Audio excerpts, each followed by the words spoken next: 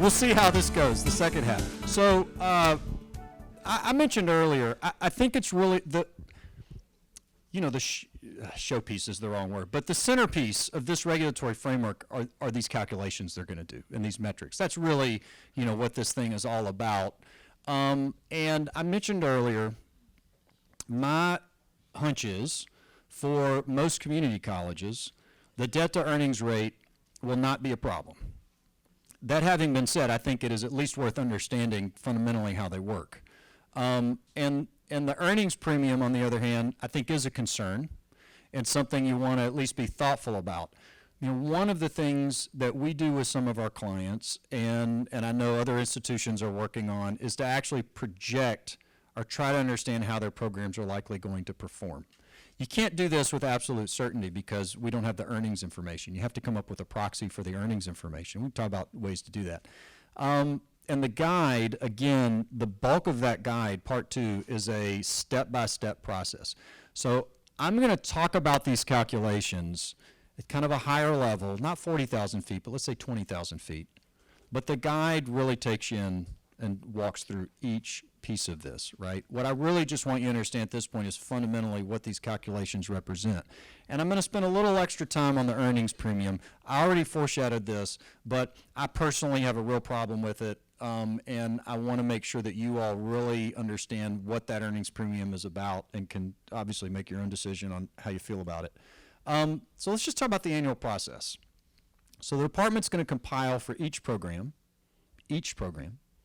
a list of all the students who completed during the applicable cohort period. This is your completers list, and that was the term used back in the prior versions and that they're still using. And that completers list, they're going to remove any student that satisfies certain exclusion criteria.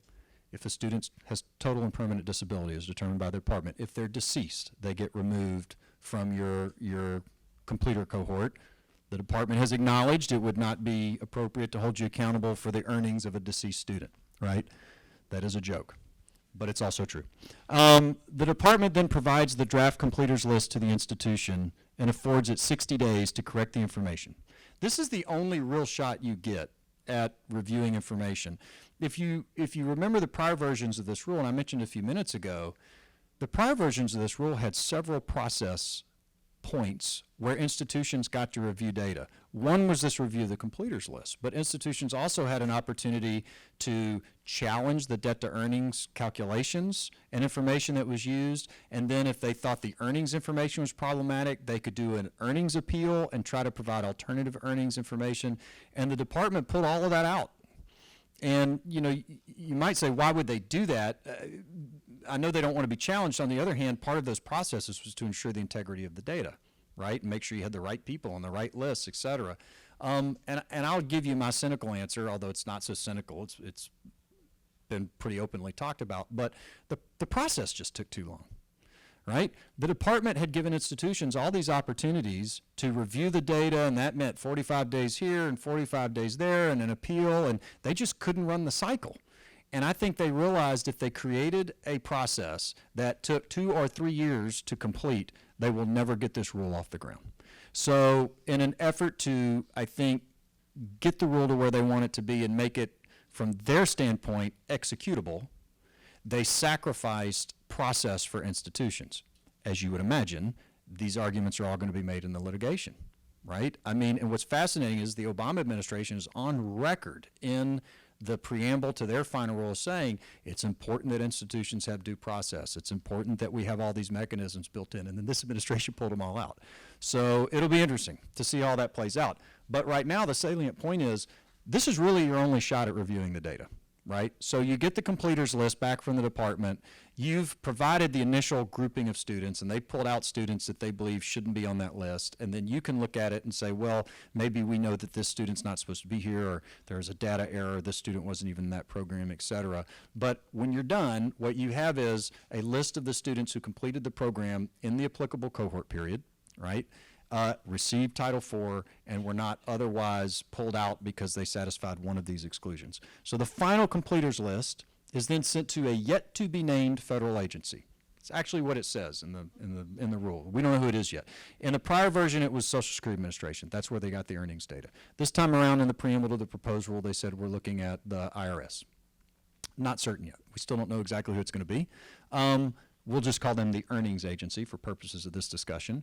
So they send the completers list to the earnings agency to obtain the median annual earnings of the students on the list and the number but not the identities of students that couldn't be matched. So just to be clear, the idea here is the department sends the names over to the earnings agency. Then the earnings agency doesn't send the salary or the earnings information for each one of those people back to the department. It actually calculates the median and just sends the median back to the department. So they're not supposed to get the individual earnings agency information. But what if you have 40 students who completed, and then you send that to the earnings agency, and they don't have data for 3 of those people? So when they send it back, they say, here's your median, but there were 3 people for whom we could not find any data. And I don't mean they reported no earnings. I mean like the person didn't seem to exist, or there was a system problem, or they just couldn't pull data for those 3 people. And then also, to the department's credit, by the way, they will make an adjustment when they go to calculate the median debt that goes in your numerator. They will pull out the 3 highest debt individuals, which is breaks in the favor of the institution, right? Because they say if we couldn't pull earnings information for 3 people, then we're going to take out the debt load for the 3 people with the highest debt when we actually run the numbers, okay? Once the earnings information is received, the department makes any needed adjustments, calculates the DE rates and earnings premium for the program. So there's no other opportunity in the process for you to like challenge or anything like that. Yes, ma'am? Where do they get that additional data? The completers list? From you. All that stuff you reported? Yeah, that's where they're getting it. The initial list you'll send to them, all that data you have to report by July 31st, that's where they get it. I think it does. I think it does include Social Security numbers. Yeah, I think that's right. And that's all going to be delineated. We were talking during the break. I mean, last time around, you said it was a 400, what was that, NSL? Yeah, there's a 412-page guide that was issued last time around with technical specifications for how to gather, report, and upload the data to the department. So when I say there's a lot of guidance needed for your analysts and information technology folks, I mean like a lot of guidance is likely forthcoming. But that's where they're going to get it all. And then every year on October 1st, you'll report the most recent award year data. So they've always kind of got all that data, and it'll keep updating and allow them to form these completer lists. You probably won't have all the information, though, for some of the exclusions. Like you won't know necessarily if the department has certified one of these completers as totally and permanently disabled.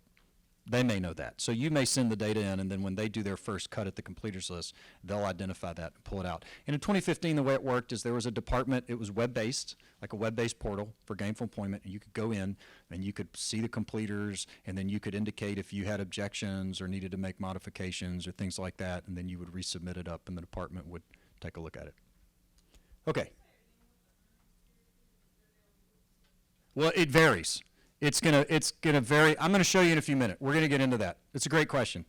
So with limited exceptions, and by limited exceptions, I mean, remember the small institution exception, for example. The other thing is, by the way, it doesn't apply to anybody else in here, but the U.S. territories and freely associated states are exempt from this because they don't have the data points they need in those jurisdictions to be able to run some of these numbers. So institutions in Puerto Rico and the Marshall Islands are not actually participating. So if you're one of those schools, or if you're a substantially small school, right, and you meet that exception, you're out. Everyone else, every year, the department's going to calculate the following 2 DE rates for all your programs. So these are the 2 debt to earnings rates. So I mentioned earlier, I've been calling the debt to earnings rates and the earnings premium. They're really then 3 things you're going to see. We have 2 debt to earnings rates, and then we have the earnings premium, which is a totally sort of separate concept, right? So the annual DE rate, and this is for each Title IV program, certificates, associate degrees, professional, doctorate, annual DE rate, and the numerator is your annual loan payment, and the denominator is the median annual earnings, and your discretionary DE rate, which is a very similar calculation. There's just a slight tweak. It's got the same numerator. The denominator is just slightly different. And conceptually, and I'll show you in a minute, we'll talk about this, but conceptually, the discretionary DE rate was designed to accommodate programs that are very expensive, but where graduates are making so much in actual dollars that even though they may not, the percentage, their annual DE rate percentage may be low, they still have enough actual dollars in excess of the poverty line that the department has said, well, they're making enough. Because what was happening was medical programs and veterinary programs and programs where students would take on $140,000, $50,000, $60,000 in debt were failing the annual DE rate consistently because then they were coming out and they weren't making enough money. But some of them were making enough in actual dollars. They said, well, these people aren't living in poverty. They just have a really bad ratio in the initial years out of school. So that conceptually, the discretionary DE rate was really meant to accommodate those types of programs. So let's talk about them. So the department will determine each year if a program fails the DE rates test in accordance with the standards set out below. So if the annual DE rate is greater than 8% and the discretionary DE rate is greater than 20%. So to be really clear, and I'll talk about what's in the parens in a minute, but that's the main headline there. And to be clear, you have to fail both. So for your program to fail in any given year, you have to fail both the DE rate and the discretionary rate. If you pass either one, the program passes, right? So that's why I say the discretionary rate was an accommodation for really expensive programs, because they could still fail the annual DE rate, but they might have a passing discretionary rate formula. So you have to fail both. What's in the parens? So if for your annual DE rate, if your annual loan payment is positive, and the median annual earnings is 0. So technically, if you do that math, you're below 8%. But if none of your graduates are earning any money, the department's like, well, you're still fail, right? Similarly, the discretionary DE rate, if the annual loan payment is positive and discretionary earnings is negative or 0, you say, how could it be negative? Because, I'll show you the math in a minute, when you calculate the discretionary DE rate, you're basically just taking median annual earnings and you're subtracting from that the baseline poverty level amount in the United States for a single individual in a given year, right? So you could actually have a negative number in your denominator. And again, they're saying, well, if the denominator is 0 or negative, you fail. By the way, philosophically, the idea here was when this rule, remember the first version of this rule is 13 years ago. So it was really getting cooked up 14 or 15 years ago. And philosophically, the notion was, this is based on mortgage industry research. If you've got a debt load that is greater than 8% of your annual earnings, the notion is that you may not be able to service that debt load. So that was how they came up with these thresholds. And they said if a student's, if the student's loan debt load is more than 8%, then they're going to have trouble servicing that debt. What's interesting is this predated income-driven repayment plans. And there is a very legitimate question that has been raised, and that is, do these ratios still have any value? Because even if students are above the 8% or above the 20%, many of them are able to service their federal loans because they are many of them are being encouraged to and are taking advantage of income-driven repayment plans. So it sort of begs the question what this is about. The other thing, and we'll talk about this in a minute, but just to remind you, the department samples these earnings about 3 years after someone graduates. So it's not a measure of the overall financial benefit of their program. One might argue if I'm a prospective student and I go to a federal website that says this program is a low financial value program, that's misleading. Because I think a lot of students would look at that and think that does have something to do with the lifetime financial value of the program. All this is telling you is at about 3 years after you graduate, what is your earnings relative to your debt load, right? And that, again, was philosophically, the idea was they were basing that on a mortgage industry construct that was designed to gauge whether or not someone would likely be able to service their loan 2 to 3 years after the loan was taken on. Okay, the completers list. So to calculate the annual loan payment for each Title IV program, and you saw this earlier in the cycle, the department will begin by identifying that completers list for the program. The completers list is either a 2-year or 4-year cohort of qualifying completers. This is in the guide, but one of the things I mentioned earlier is we're only talking about completers in the appropriate time frame and only people who received Title IV. Now, could include someone who just got a Pell Grant and no loans, which is great, right? Because they have a 0 in the debt column. We like that, or they might have a 0 in the debt column if they didn't take on any private ed loans. But they're still included because they got some form of Title IV. But they have to have received some form of Title IV to be a qualifying completer. And recall, we start with the 2 years, and the only time we go to 4 years is if for some reason we don't have at least 30 people who completed in that 2-year span, because they want to see if they can get over that 30 number, right? Qualifying completers, again, some form of Title IV aid and did not otherwise fall into an excluded category like deceased or total and permanent disability. Okay. So in the commentary to the proposed rule, the department indicates that given current data production schedules, the initial DE rates and earnings premium would be calculated in late 2024 or early 2025. So they expect you to be submitting data middle of this year with a following award year, October 1st, and then they're hoping to crunch all that data and start producing rates by 2025. Our feeling is, my speculation is, they're going to really want to try to get it done by July 1st of 2025 because they're going to have a new cycle that starts in the fall of 2025. And the thing they ran into last time that I sense they are going to want strongly to avoid is to have overlapping cycles, where people were reporting data for new award years and still working through appeals for the prior award year, and it was a big mess. So I think they're going to work really hard to get this first round of numbers crunched and get this stuff out by the middle of next year, subject to resource limitations. For most programs, the 2-year cohort period then would be comprised of qualified completers who completed in award years 17, 18, and 18, 19. So if you want to model these rates for the first round, this is who we're talking about. We're talking about debt and cost information for students who completed in 17, 18, and 18, 19. Now, if you don't have the 30, they'll go back 2 more years, right? So that would be 15, 16, 16, 17, 17, 18, and 18, 19. All right? I got a graphic coming, don't worry. The earnings for these individuals would be calendar years 2021 and 2022. And what's interesting about this rule as opposed to prior versions, it used to be that you would take debt and cost information for students in the 2 or 4 year cohort, but then they would just take the earnings all from a single year. And what that meant was folks who graduated in 15, 16 had been out in the workforce for nearly 4 or 5 years, and folks who graduated in 18, 19 had only been out for 2 or 3. And so there was this variation in the time period between when the person completed and the earnings year. This time around, they've made that period consistent by saying, okay, so what we'll do is for folks who completed in 17, 18, we'll do 2021, and for folks who completed 18, 19, we'll do 2022. So they're trying to make sure that about 3-year period is the same for every student, which makes sense. That's actually probably an improvement.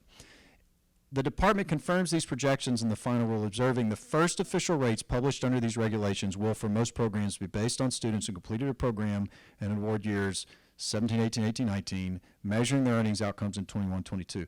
I'm hitting this hard because if you want to project rates, it's really important that you know what the right cohort periods are, right? And when the earnings data is coming from. So that's one reason we wanted to be really clear where the department is coming from.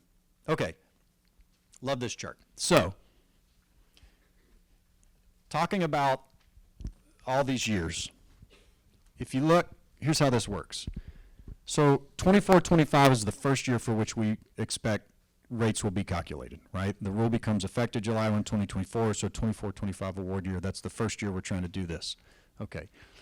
Under the standard cohort, if you choose the standard reporting model, and in case you haven't made the connection yet, how your rates are calculated will be driven by whether you choose standard or transitional reporting, because they have to modify the calculations and the underlying cohorts if they don't have data from the older years.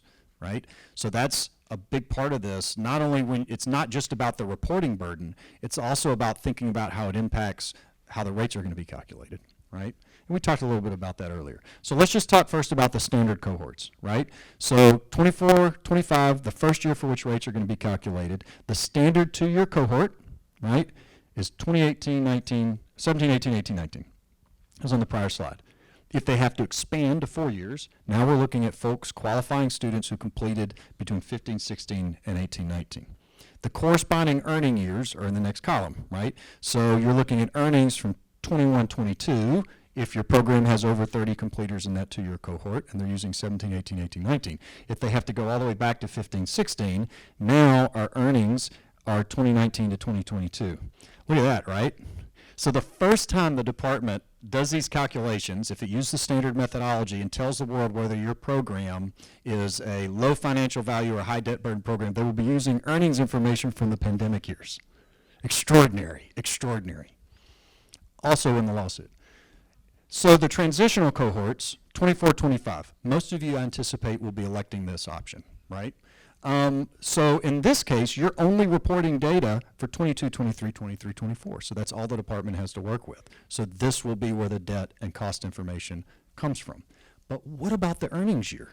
If you're getting 22, 23, and 23, 24 debt and cost data, you can't have earnings information 3 years out for these students because they're not there yet.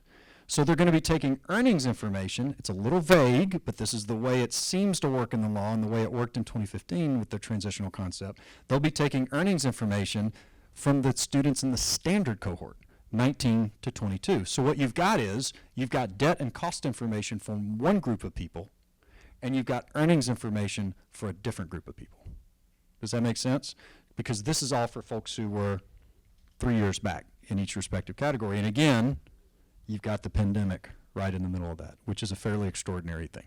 People raise this issue. It's not like I'm the first one to realize this. And the department, again, was sort of like, hey, look, we just think this is all super important, so we're just going to move forward with it. But I know a lot of folks have been pretty upset by that concept. All right. The DE rates, qualifying graduate programs. I promised I would get here, so finally we're here. So if you have one of these, a medical program or some other type of program for which students must complete a required post-graduation training to obtain licensure in the field, like medicine, osteopathy, dentistry, clinical psychology. The idea is, for these folks, the 3-year gap's not enough, right? Because they've had to go do this mandatory internship or clinical position where they may be making pennies on the dollar, right? And it's just not appropriate to sample 3 years out. So we need to create more space between when they completed and when we're actually doing the sample. So if you were a qualifying graduate program, the upshot is the 2-year cohort period is further back in the standard model, right? It's 14, 15, 15, 16, and the 4-year cohort goes all the way back to 12, 13. If you do traditional, and if you have this data in the first place, which I expect most institutions will not elect and most institutions do not have on hand. So what that means is, instead, we're likely to be using 22, 23, and 23, 24 data, but for the earnings information, they're still going to go and try to use that earnings information from the traditional cohort. It's going to be interesting. It'll be a little bit of a mess. I think you guys want to really keep an eye on it, but on a go-forward basis, conceptually, this is not going to go away, and it ultimately is to the benefit of these programs to create this additional gap. And what it means is, on a go-forward basis, there will always just be, you'll be using data from even further back, right? Because remember, the transitional, if this thing sticks around, and by the way, let's just talk about this for a second. You know, this is the 3rd time the department has put this up. They've gone to court 3 times over it. I think it's fair to say that they are pretty committed to this idea. So one of my messages here is, whether this specific rule succeeds or not, I think this notion that academic programs are likely to be measured on an earnings or debt to earnings basis is probably here to stay. It may come and go, et cetera. And where I think that's really important is not necessarily with regard to, and this is in my last slide, not necessarily with regard to reporting or disclosures, because those requirements may go away and come back in a different form, but really in how you approach developing academic programs, right? Because that's a really big thing. You know, a lot of this is about playing defense. We're reacting to what the department is putting in front of us. We got to come up with ways to report this data and make all these disclosures. But what about offense? You know, you guys have processes by which you watch market change, you decide which programs make sense, you evaluate programs, you know, you redesign them, and I know for a lot of academics in particular, the notion that you should be designing programs based on the economics associated with the program does not sit well. But the reality is, this concept is here to stay. And I think institutions would probably do well to integrate into their program development processes some sort of debt to earnings analysis and or earnings analysis, so that they can have some level of comfort on a go-forward basis that they're creating programs that would fare well under this kind of regulatory framework. And, you know, that may mean doing away with elective or optional concepts that cost more. You know, and that's unfortunate or could be unfortunate for sure. But if you want to maintain Title IV eligibility, I think that that's probably the direction you're going to have to go. So let's talk about the median. We talked about the numerator a little bit, where the debt and cost comes from. You have that completers list. They're pulling debt and cost information for those students. There's a lot more detail in the guide. If you really want to project rates, there's the second webinar we did that's literally titled Projecting Debt to Earnings Rates, and we go through like the different components of debt and cost, how those things work, you know, how debt, what if a student went from your associate degree program to your bachelor's degree program, what if they came from another school, like we talk about a lot of those nuances, right? But fundamentally, we got a group of students and the department's pulling debt and cost information for those students. Okay. And then what they do, and when we model rates for folks, ultimately we end up with a spreadsheet conceptually that basically looks like this. I've got a program and I have a bunch of students. And I've got the debt number for each one of those students. This is the actual debt number. Like we go to the school and we say, tell me about your private ed loans that the student took out. Tell me about any Title IV loans. How much did they owe on the ledger at the time they graduated? And we run the numbers and we come up with that. The other number that we have is a net direct cost number. Because what we want to know is how much did you charge the student, net any institutional grants or scholarships. And then what the department does, and this is an important point that sometimes gets lost, for each student, the department takes the lesser of those two. Philosophically, the idea here is if you've got students who are borrowing more than the cost of your program, we're not going to knock the institution for that, right? So if you got a $10,000 program, the student's taking out $15,000, in that case, we're going to go with the 10 because the debt number is the lesser of the two. If I got a student who took out a Pell Grant, no loans, could be a 0, which is great, and that's the number that comes over, right?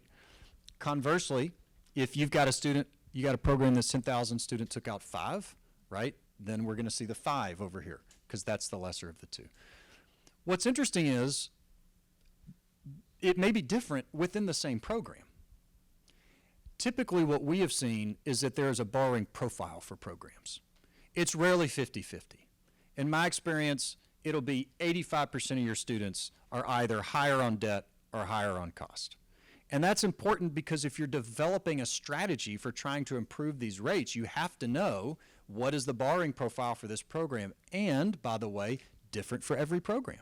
So a strategy for one program might not work for another program. I also saw schools do this the first time around. They said, well, and by the way, I've heard legislators and regulators in Washington, D.C. say this. Well, if you want to improve your debt to earnings numbers, just lower your costs, lower your costs. Well, okay. But what if I've got a program that costs $15,000 and my students are borrowing 8 on average? 90% of my students are borrowing 8, right? If I lower the cost of my program to $14,000, I have not improved my debt to earnings number. And I saw schools do that last time around and then be surprised when it had no impact because they didn't understand how the calculations worked. You have to understand how this plays out on a program by program basis and how the majority of your students are behaving. If it is the case that you've got a program where most students are overborrowing, not overborrowing, but borrowing more than the cost of the program, then that's easier to impact because you can actually lower the cost of the program and have an immediate impact. What's much harder is if the majority of your students, the number that's being used is the borrowing number, because as you all know, changing borrowing behavior is not entirely within your control and is much harder to execute on. Okay, finally you got to amortize that number. So, you know, you line all the students up on the spreadsheet. The median, of course, is just the one in the middle, right? So in this case, we come up with $25,000 as our median loan debt for the program, but the numerator is not median loan debt. The numerator is the annual loan payment. So to get there, what we have to do is take the median loan debt. I love this chair. I love doing this. Look at that. I'm so good at it. Over the applicable repayment period using the prescribed interest rate, which will yield the annual loan payment for the program. So when you're amortizing, the repayment period differs based on the type of program. So for shorter programs, it's a shorter repayment period. It's 10 years. For longer programs, it's 20, right? And there's a 15 in the middle for bachelor's degree programs. And the interest rate is calculated using historic interest rates that were on, for an undergraduate program, direct undergraduate loans, for a graduate program, direct graduate loans. Again, this is all spelled out in the guide. We actually list all the interest rates and the amortization formulas. We've even included the formula you can put in your spreadsheet if you have an Excel spreadsheet that will generate this number for you. after you go through this process, you've got the numerator. The good news is, I think most institutions can do a pretty good job of ballparking the numerators. You know, I mean, you've got that data, so, or most of it, a lot of it, and or you're pulling it together to report to the department. The hard part is the denominator, because this is the earnings number. I mentioned a minute ago, you know, the department will calculate the median annual earnings using data from the earnings agency. You know, there are 2 or 3 places you can go if you want to try to pull together something that's going to look like what we think the department's going to pull together. And this is a worthwhile exercise because you do the same thing is impactful for the earnings premium, which I'm going to talk about next, which I know is the bigger issue for you guys potentially. But we like, you know, I mean, I like pulling multiple data points. So first of all, I would take the department's data set. Remember that 2022 PPD thing that was included in the, well, that actually is a spreadsheet that has earnings data for all of your programs that the department pulled from 2018 and 2019. That is the most recent program by program earnings data that we've got from the U.S. Department of Education. It came out with the proposed and final rule. So I would start there. It may not be great. It may not have all your programs, but it's certainly one data point. I would talk to your career services. I would say, you know, what do we think people who are successfully working in field make? Now, that's not going to be your median. We talked about that earlier, but you still want that data point. You could look at state level information. I really like ONET is a pretty good spot, and it has state level and federal data coming out of the Department of Labor. Again, that's going to be based really on people who are in the workforce in the job, but they'll have 25 percentile, 50 percentile, BLS. But I like to pull all of that. And then you build in some conservative assumptions, right? And then you can sort of figure out where you want to go. But here's the other thing that we've started doing with clients that I think is worthwhile. When we did this in 2015, we would actually try to project a rate. So we would make these assumptions, come up with a denominator, and spit out 7.2. And clients would say, great, we pass. And that was the end of the day. And in retrospect, I didn't think that was a very constructive approach, right? Because I was a little concerned that they weren't fully absorbing that we had made a bunch of assumptions about the denominator. So what we've started doing instead when we work with schools, and what you may want to consider doing, you know, we know what the thresholds are, 8% and 20%. So and we feel like we can do pretty well on the numerator. So instead of trying to predict a rate, what we do is we say, here's the baseline earnings. You know, this is the earnings number that you have to achieve. It has to be your median if you want to have a passing rate. And then I think that encourages schools to think a little more constructively about their programs, right? Rather than just saying, oh, the little thing came out below 8, so we're good. I think they say, well, okay, we understand that we don't know exactly what that is, but now we know what the floor is. And the question is, do we have confidence that we are above that if we take into account all the other things about earnings that we talked about earlier? I think that's a pretty constructive way. You know, the idea here really is not to predict exactly what the department's going to do. The idea here is to try to understand, do I have programs that are almost certainly fine? Do I have programs that may be questionable? Do I have programs that are almost certainly in trouble? And I think even that level of knowledge can help you start making smart decisions, because one of the things you want to do, particularly with regard to your gainful employment programs, the sooner you identify programs that may be failing, the better, because if you have a gainful employment program that fails and loses eligibility, you are not allowed to roll out a substantially similar, 4-digit SIP, substantially similar program for 3 years. So in addition to that program losing eligibility, you have this moratorium on new related or substantially similar programs. But if you knew a program was in trouble today, you could start creating a new program, maybe with a different 6-digit SIP, or at least a different, you know, last 2-digit extension. And you could go ahead and roll it out before running into that moratorium. So having early knowledge about where you may have trouble has real benefits. Okay, and I talked about the discretionary earnings being just a riff on median annual earnings. You just do a little extra math there. So let's talk about the earnings premium. This is probably the more important one. Aaron, why didn't you put that first? It just was in the presentation that way. The department also will calculate an earnings premium for all Title IV eligible programs at all Title IV participating institutions using the following formula. This one's real simple. Median annual earnings minus the earnings threshold. The median annual earnings, we already know what that is because we just talked about it. It's the same number they use in the debt to earnings calculations, right? So that's where they take that debt and cost information, they take the lesser of the two for each student, they come up with the median for the program. That's the number, the first number. And then they subtract from that this number they call the earnings threshold. If your earnings premium is 0 or negative, you fail. So in other words, your graduates, that median annual earnings number needs to be higher than the earnings threshold number. And if you're upside down, then the department says you fail. What's the earnings threshold? Conceptually, it is supposed to basically be the typical earnings for folks with no college. That's what the department is sort of holding it out as. And they're saying, so here's the deal.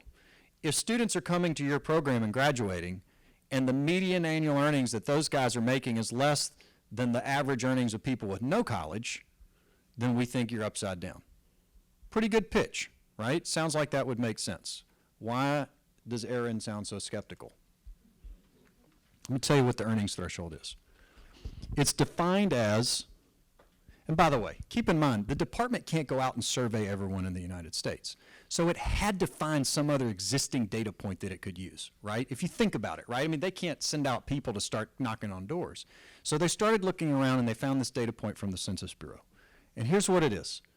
It's based on data from the Census Bureau. It's the median earnings for working adults aged 25 to 34 who either worked during the year or indicated they were unemployed in an interview because they're probably getting unemployment benefits, meaning not employed but looking for and available to work, right? So that's what you have to certify if you go in to draw unemployment. I'm not employed, but I'm looking for and available to work when interviewed, with only a high school diploma or recognized equivalent, one, in the state in which the institution is located, or if your program, if more than 50% of the students in your program are not from your state. Probably not the case for most of you guys, but theoretically, if you have an online program, let's say you're in Vicksburg, right, and you got a bunch of annoying Louisiana folks coming across the way, so that more than 50% are not in Mississippi, it becomes a national number. But if the majority of the students in that program are actually from Mississippi, it's a state level number, right? Okay, and so we talked about that. Or if the institution is a foreign institution. I'm gonna read this one more time, because then I really want to dig into this. So again, the earnings threshold is, this is their sort of typical earnings for people with no college number. It's data from the Census Bureau, and this is the median earnings for working adults aged 25 to 34 who either worked during the year or indicated they were unemployed, right, when interviewed, with only a high school diploma. And it's either the state level number or a national number. Okay, let's do a comparison here. You notice the title of the slide is not apples to apples. So your median annual earnings number is based on your completers, the people who actually completed your program, right? Theirs is based on adults at the state level at best. National level if more than 50% are from outside of Mississippi. So if you are in a very small market in Mississippi and most of your graduates are local in that small market, the number that you're being compared with is the state level number, right? Which incorporates everybody in Jackson or anywhere else, right? Now, I don't know how concerned you are about that in Mississippi. I talk with folks from California about this. Imagine if you're in Central Valley, you know, you're a community college in Bakersfield, and your graduates are being compared with folks in LA and San Francisco and huge major metropolitan markets. But I would suggest that even here, I suspect, you know, someone working in Greenville may not be earning as much as someone in Jackson, right? And that's the best number you get. If more than 50% of your graduates are outside of the state, now you're dealing with a national number, which incorporates every major metro market in the United States. Salaries for your folks are measured 3 years after graduation, right? So let's say you have a cosmetology program. At best, your graduate's been working for 3 years as a cosmetologist. Their number includes folks aged 25 to 34. So you could have someone who came out of high school, right, and has actually been working for 15 years. So their earnings potential is much greater, right?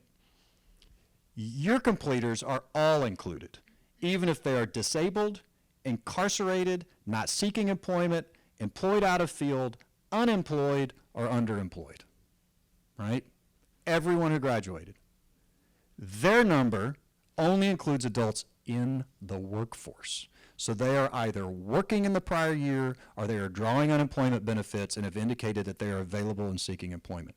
So folks who are incarcerated or disabled or just not working and drawing no income are included in your number. They are not included in the department's number. Your program may educate high numbers of women, minorities, other individuals subject to wage discrimination, or individuals who are self-employed and often don't fully report their income. Lots of data and literature on that, right? Their number is a state-level number at best that covers all programs, right? Or I say all programs, all workers. It doesn't matter what field they're in, right? And so what that means is, if you're a cosmetology program and you have a high percentage of women and minorities that you're graduating, you are competing against a number over here, folks with no college, but that number includes white guys in Jackson who are working as plumbers, right? This is so far from an apples to apples comparison. I mean, it troubles me deeply. And this will be, it is in the lawsuits. It was heavily hit in the comments. And in the commentary to the final rule, the department acknowledged, at least with regard to some of these issues, that individuals who are not seeking employment, who are unable to find employment over a full year due to disability or incarceration or for other reasons, are not included in the calculation of the earnings threshold.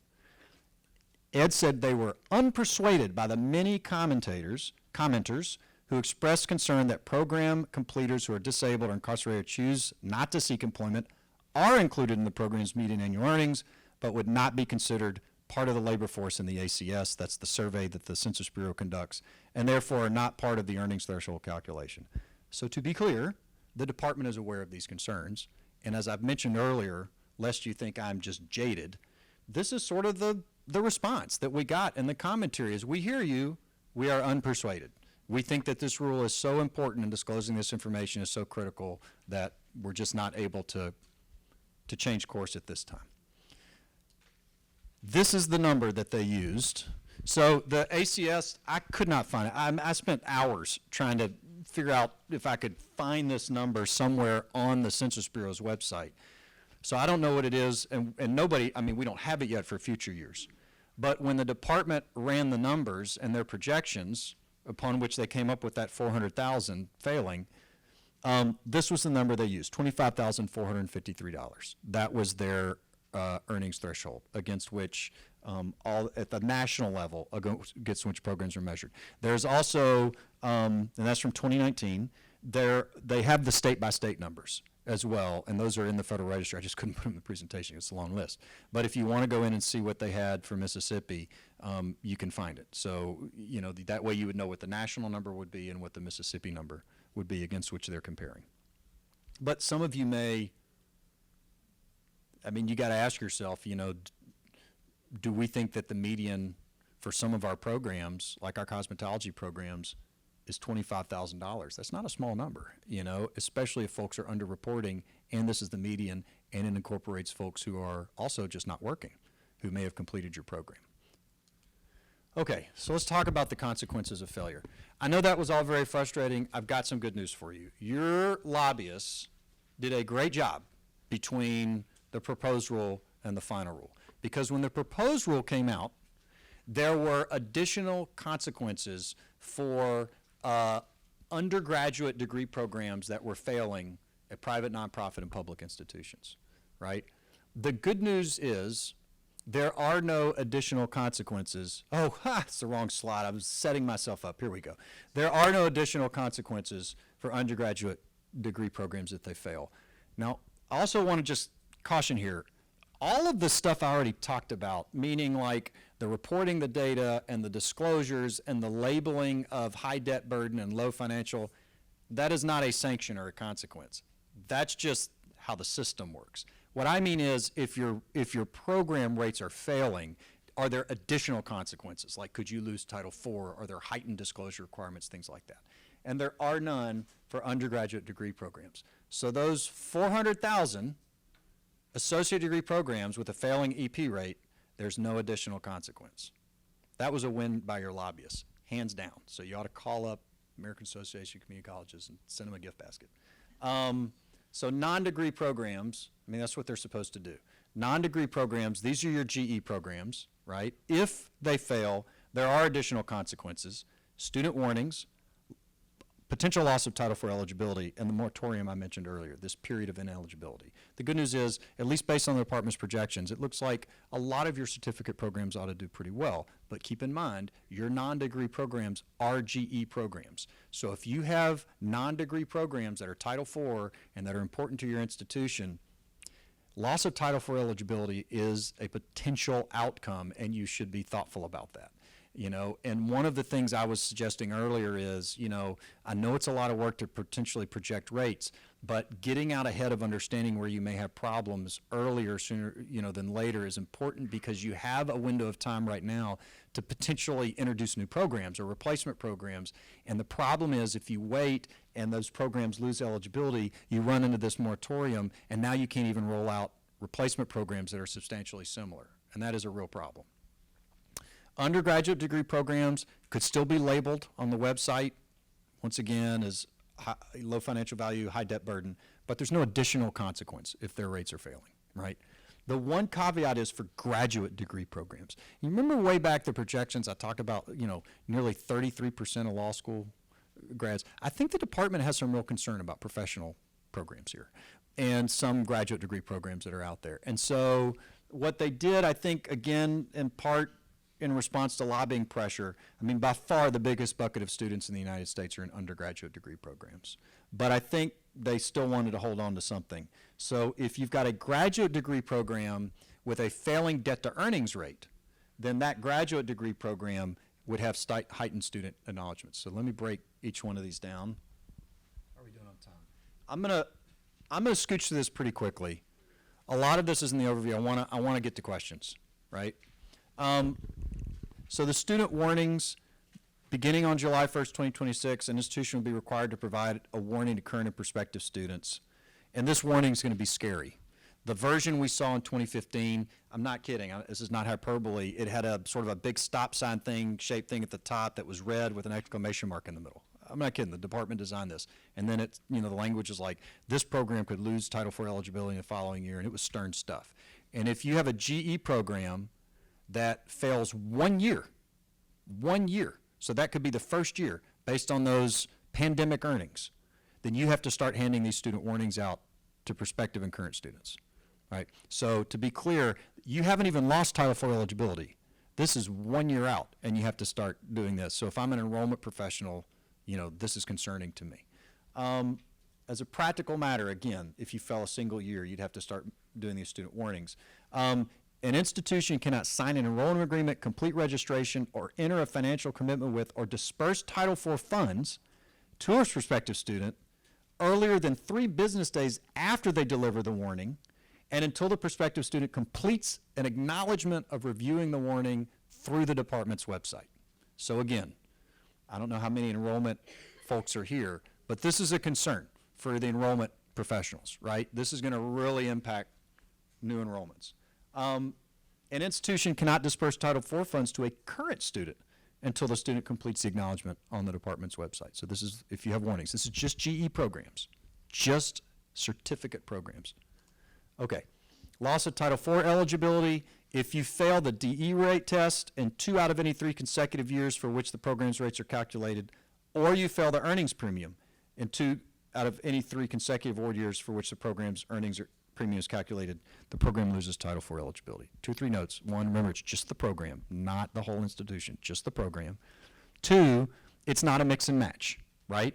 It's got to be 2 out of 3, 2 out of 3, 1 or the other, right? So theoretically, if you passed 1, then failed over here, you know, vice versa, you could have some fails in there without losing Title IV eligibility, but you can't do 2 out of 3 consecutive.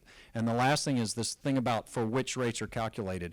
So if you have one of those years where you drop below 30 and you get a no result, that would be a year for which rates were not calculated. So it's like it's invisible. So if you fail in year 1, and in year 2 you have fewer than 30 students and you get a no result, and in year 3 you fail, that's 2 out of 3 consecutive years for which rates were calculated.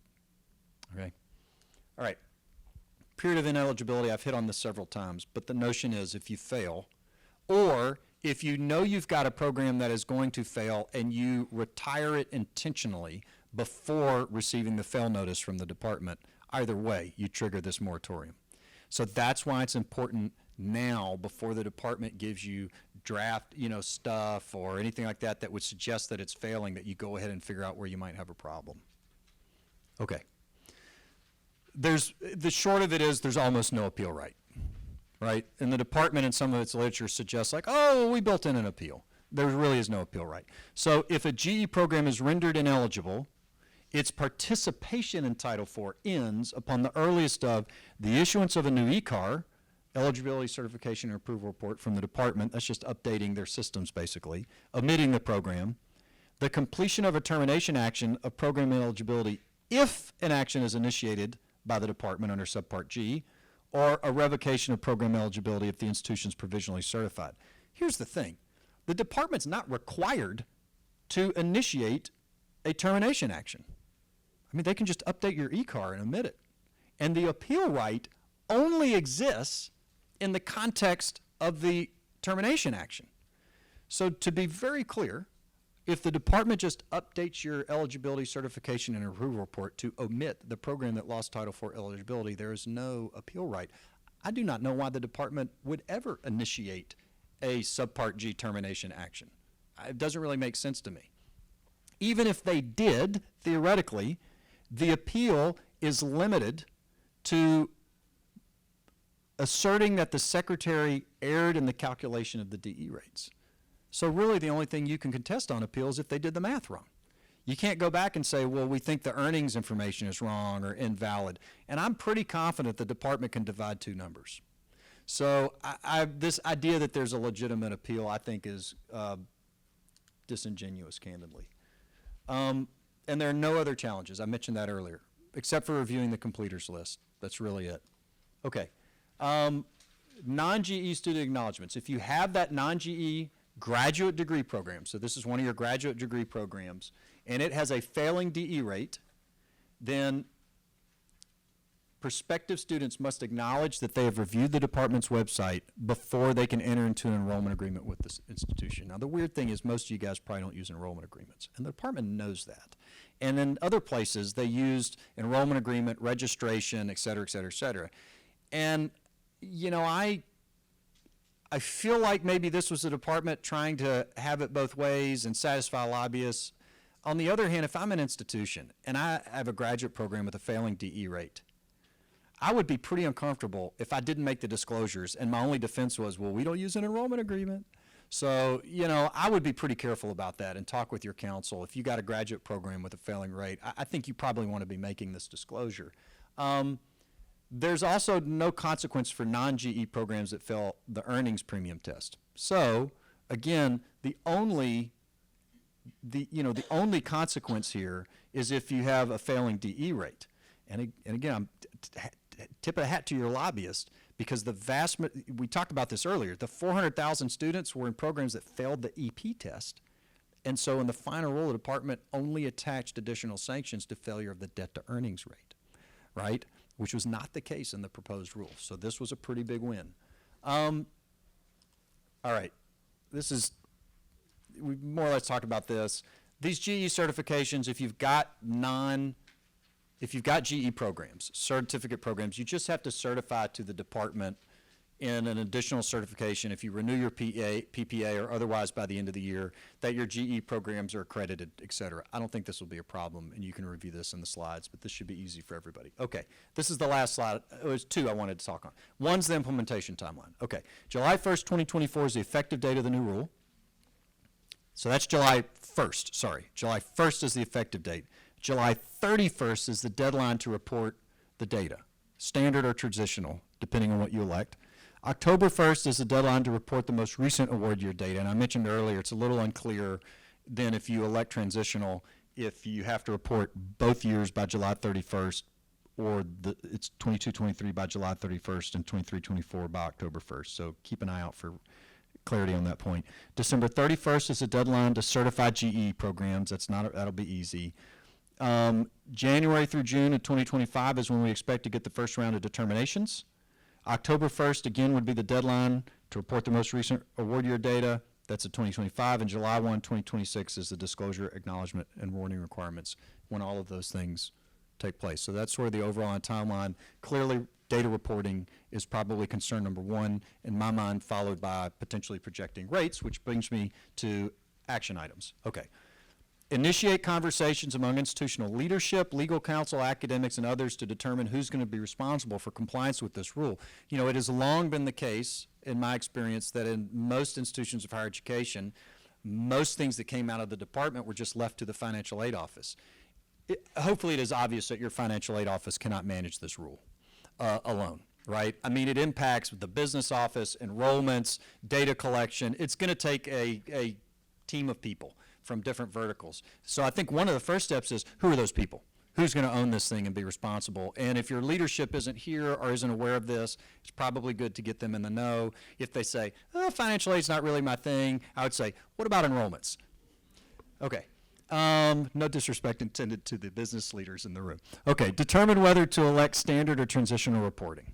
Something you need to decide pretty soon, and then start putting together your reporting plan.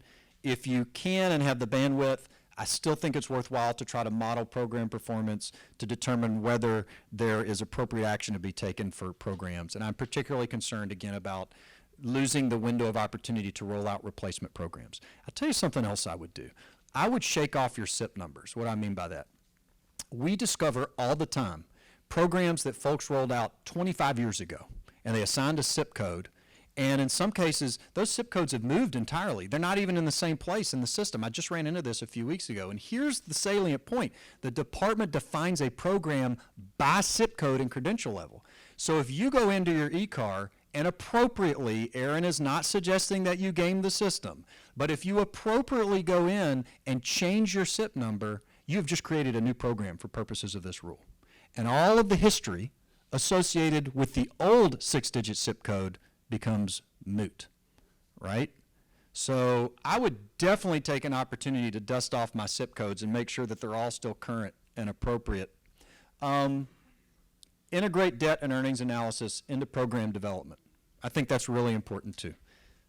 And just a reminder, we have this resource page. Oh, we had some postcards up there, and on the back of the postcards is that QR code, which takes you to the resource page, and it has links to all of our YouTube videos and all the free stuff, None of it costs any money. That's the blog, that's the webinars, that's the white papers, and finally, I'm not your lawyer unless I'm your lawyer. Okay, questions? Or did I get it all? Yeah, okay. Yes, ma'am. Now, you touched on this. What impact do you feel that excessive loans have on DE? Well, if folks are over borrowing, so the question is, what impact does excessive loan or excessive borrowing have on DE? I mean, it's significant. There's no doubt. I mean, there are a lot of schools that, I mean, you all know you can't limit Title IV borrowing to an eligible student in an eligible program, and there are a lot of schools that are frustrated by that. If students are consistently overborrowing for a program, you will get the department, because it takes the lesser of the debt or cost number, it'll cut it off at the net direct cost for the student. And so, that is an effort to protect you from overborrowing. But, if you've got students who are consistently borrowing at or above the cost level, then you're getting the maximum cost, net direct cost for your program for those students included in that number. And that's also can be tough. Right? So it's problematic. It's probably less of an issue for community colleges, just because my expectation is a lot of you are still going to have debt to earnings numbers that are pretty good, and that's what the department's projections seem to suggest, just because the price points are good. But I tell you where this is really tricky is like for veterinary programs, for example. I mean, those guys will take on $150,000 of debt, and they'll make $50,000 a year for the next 10 years. And that's a problem, and that's independent of I mean, even independent of borrowing. The net direct cost for that kind of program is so expensive. So there are some programs that are just designed in a way where this is a real challenge for them. But I really think for most of you all, with at least for the debt to earnings rates, I think you should probably be in pretty good shape. Now, repayment rates, if they start pulling in a repayment rate, concept, remember they talked about potentially including that. Repayment rates can be tricky. And overborrowing can impact that for certain. You know, graduation withdrawal rates are on the agenda. You saw that earlier, something they ultimately might try to disclose on this page. So there are other places where, you know, open enrollment institutions have challenges. But typically, for community colleges, the debt and earnings cost information is not so bad. So do you think it would benefit to have a calculator there with the disclosure tied to the median so that the student could plug that in and see in comparison? Well, I'm always in favor of financial borrowing literacy. I mean, anything you can do, I think, however you want to go about it, this is my personal opinion, but I mean, I think anything you can do to try to encourage students to responsibly borrow is good. And that would be one way to potentially do that. You know, I don't know how effective that is. Over my many years of working with schools, I don't know very many financial aid professionals that are wildly enthusiastic about their success rate with encouraging folks not to just borrow all that they can. Full disclosure, I took out everything I could when I went through school. And I bought an electric guitar with some of the money. I mean, you know, and I was not a music major. So, you know, it's tough. It's a tough sell. Yeah, there's somebody else. Yes, ma'am. In regards to the slide where you were talking about some things that needed to be executed when students were signing an enrollment agreement, the wording was in regards to like each state within the metropolitan statistical area. How are they defining metropolitan statistical area? It's in the detail in the regulations. I think it's a defined term, and I think it piggybacks on the sort of existing definition of that concept. But it's in there, and that's absolutely the kind of nuance. You know, the folks who are really responsible for executing this thing are going to have to get into for certain. It's a great question. I don't know off the top of my head, but I believe there is a definition, and those definitions would be in the new 34 CFR 600.2, which is sort of the primary definition section. One of the things they did here, cleverly and appropriately, I think, you know, when this was just a gainful employment rule, all the new definitions were just in the gainful employment section. But when they sort of expanded this to say, well, this is for all of higher ed, and it's a much bigger thing, and it includes consumer information, they actually put all the new definitions in the primary definition section of the regs, which is 600.2. It's kind of a regulatory guy thing, but it was interesting that they did that. Other questions? Yes, back here. Please. This is for Dr. Huebner. No, I'm just kidding. I'm just standing next to him. Fair enough. I just thought I'd put him out. Yep. So you mentioned earlier, this has been a very resourceful piece of information, a lot of information. But you also mentioned that there were some folks out there that had experiences on these matrices that could help maybe colleges and systems understand collectively how to build out these data. Yeah, I expect there may be some folks within your community that did this in 15 and 16. And it might be worth trying to do some sort of listserv or outreach or to try to decide, you know, who was involved in this process 4 or 5 years ago and gathering data and reporting and may have some sort of collective institutional knowledge. The formula for projecting these rates is a little different, but it's close enough. Like, for example, we didn't rebuild it. I mean, we just augmented our spreadsheets a little bit to do the math, right? I mean, I'm not here to sell you guys. Like we do this for some of our clients, some of the projecting and the modeling. I would just, here's the one thing I'd say. In 14 and 15, when this thing hit, I saw some consulting folks, some of these outfits try to market that they would do this. And I would just be really careful. One of them, this is true.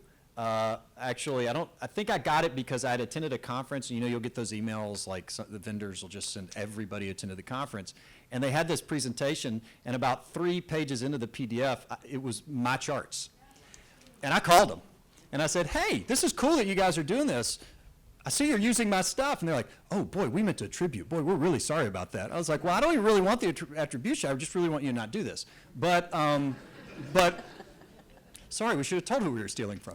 But I also was concerned that they really didn't know what they were doing. And I would just be real careful. If you're going to go through this exercise, I mean,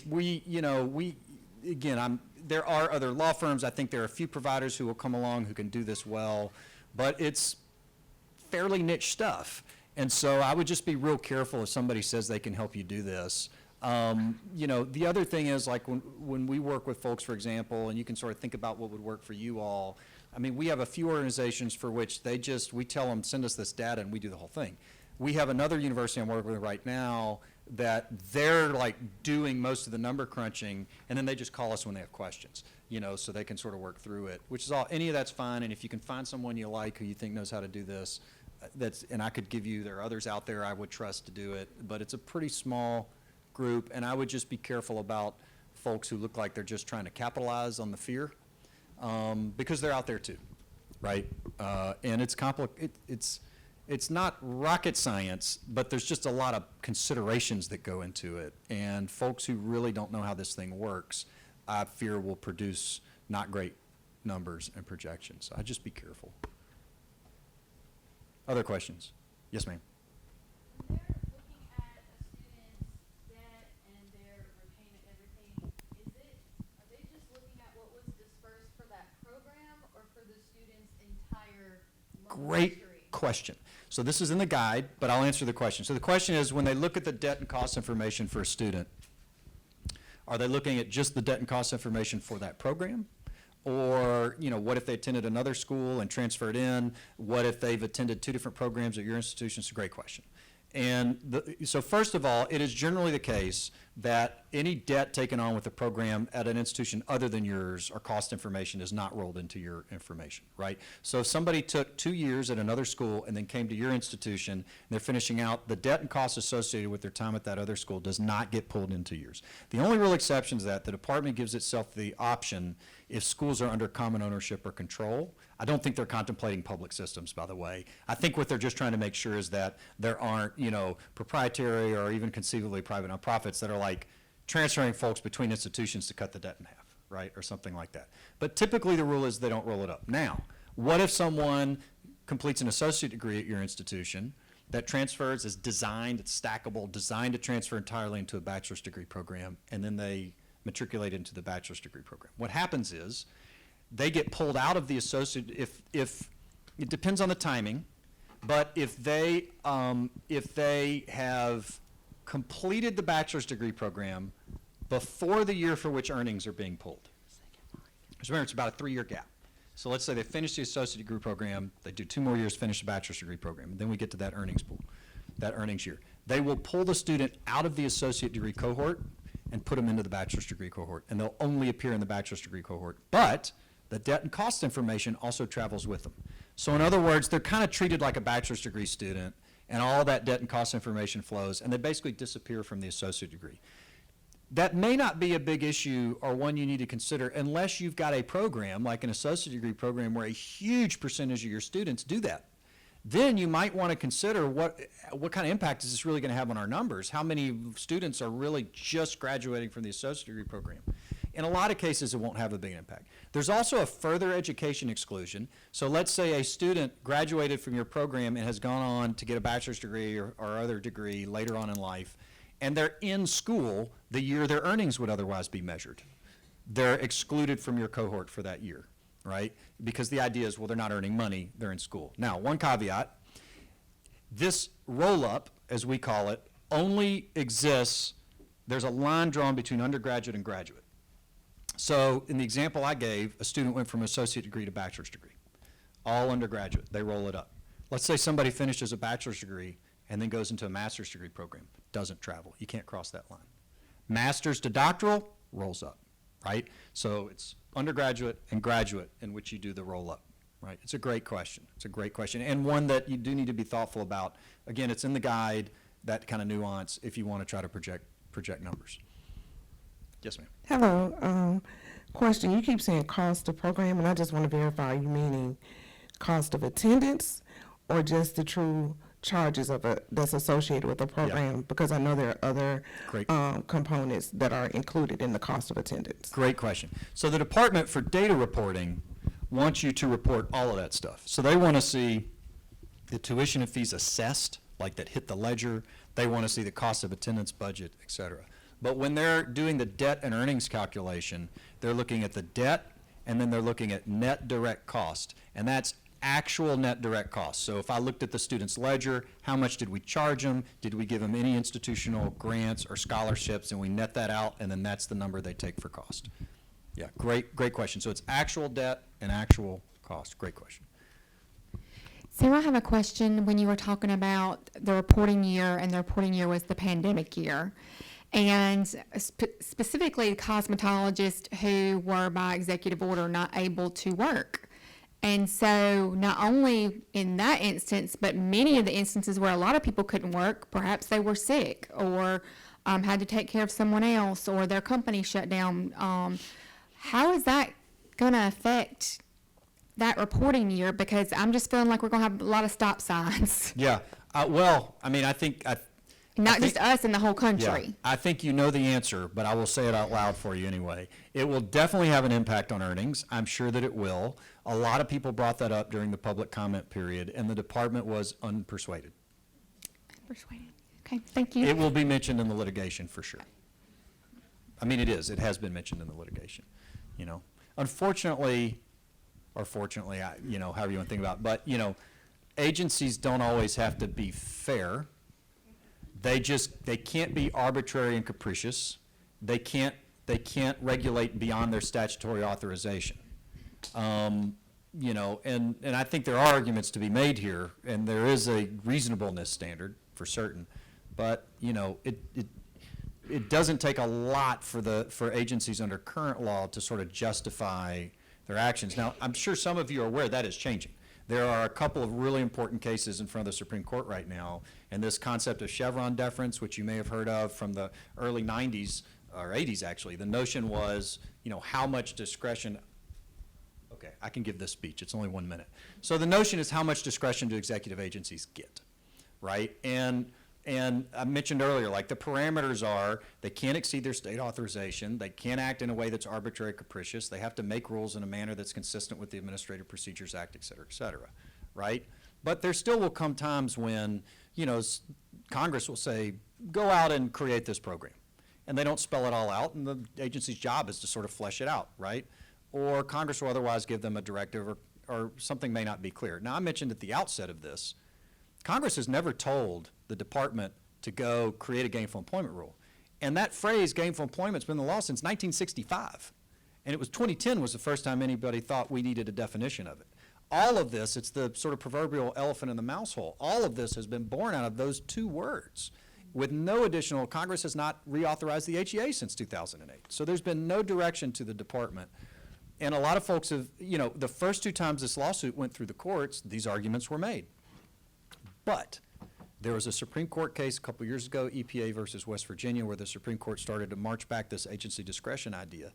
And they're doing more of it now. And, taking another step back, and I'm not telling you anything you don't know, but I have another presentation that sort of gets into a lot of this. It's very interesting stuff, but at least to me. But you guys know Congress is pretty ineffective right now. And you can show, it's fascinating, like the percentage, the percentage of legislation that has been introduced that has become law has gone from about 6% in 2000, or maybe it was the 90s, down to about 2% right now. So people are still throwing out legislation, but a very small percentage is making it across the finish line. HEA hasn't been reauthorized, like I said, since 2008.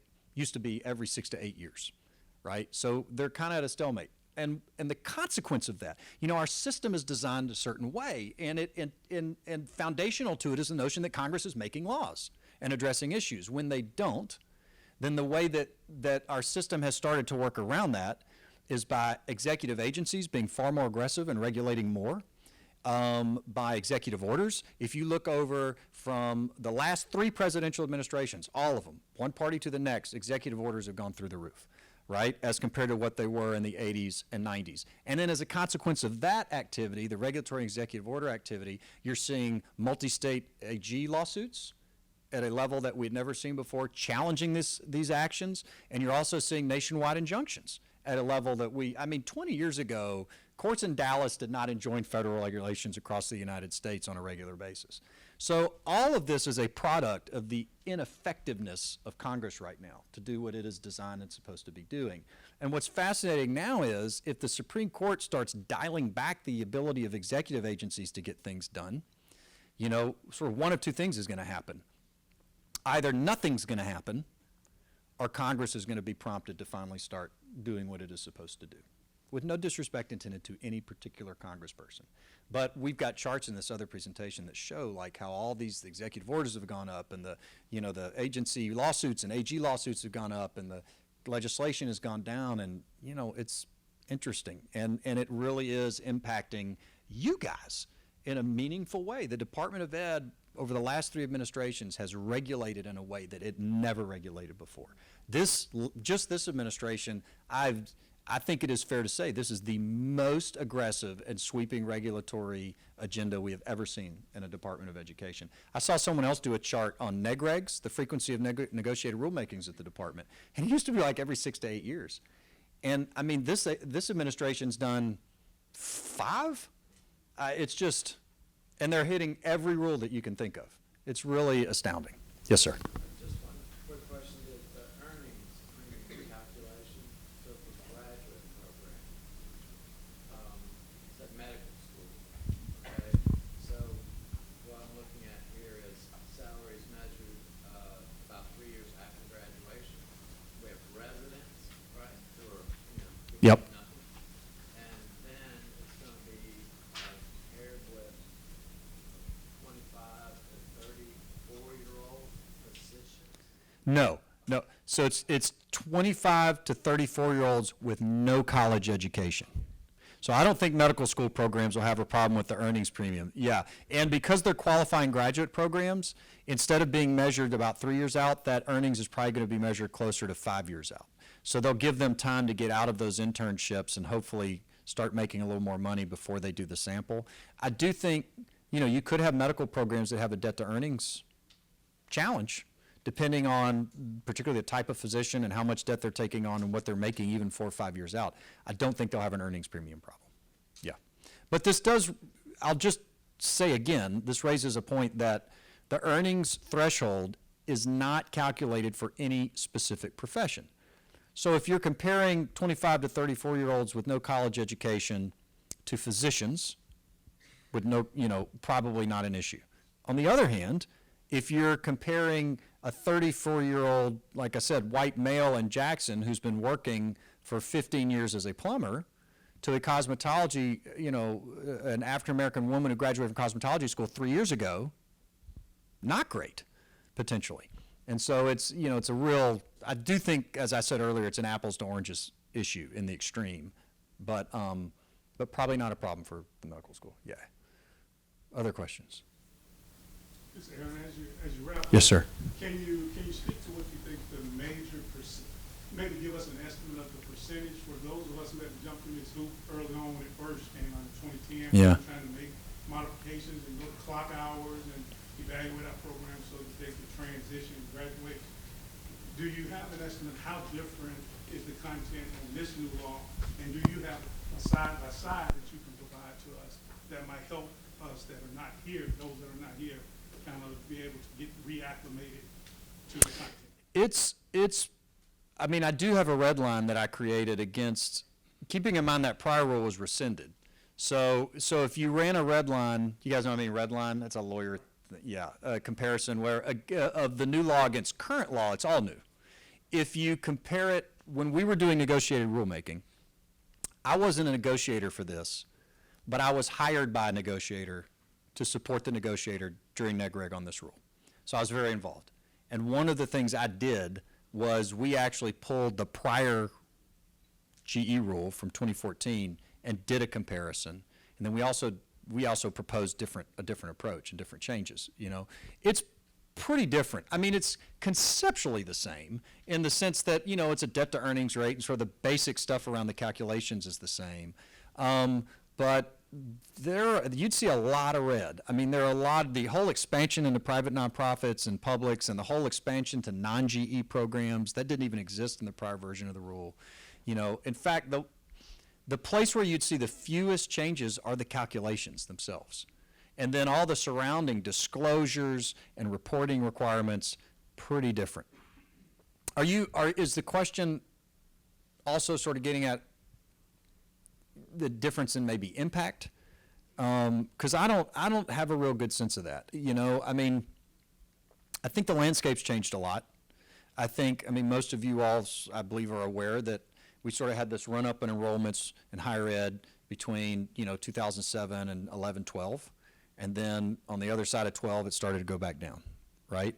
And I think it is already the case with that enrollment challenge and adding to that sort of the presence of 2 rounds of gainful employment, that a lot of institutions, at least proprietary institutions that have dealt with this twice now, have made a lot of changes since 2010 to the design of their programs. They've gone much more in the direction of short programs. I mean, I knew proprietary schools in, 2010 that were adding overseas trips to their culinary program and like all these sort of enrichment things. And they're like, that's all off. It's how quick can we get the student out?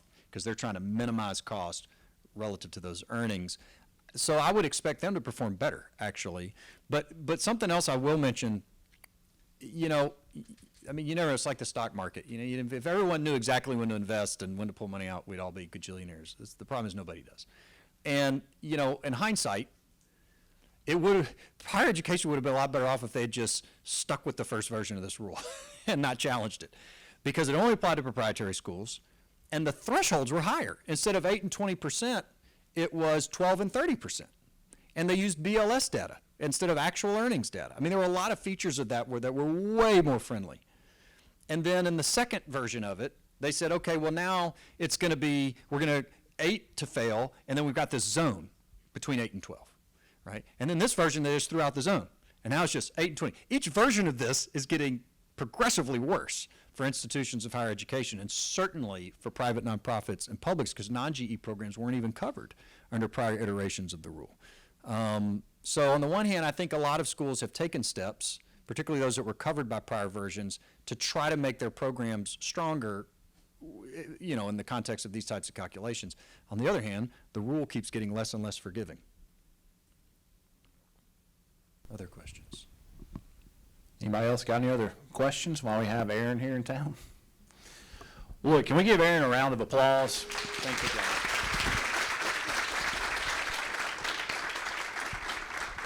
I don't know if we all are scared or educated or probably a little bit of both. So, Aaron, we appreciate you taking time out of your busy schedule. pleasure.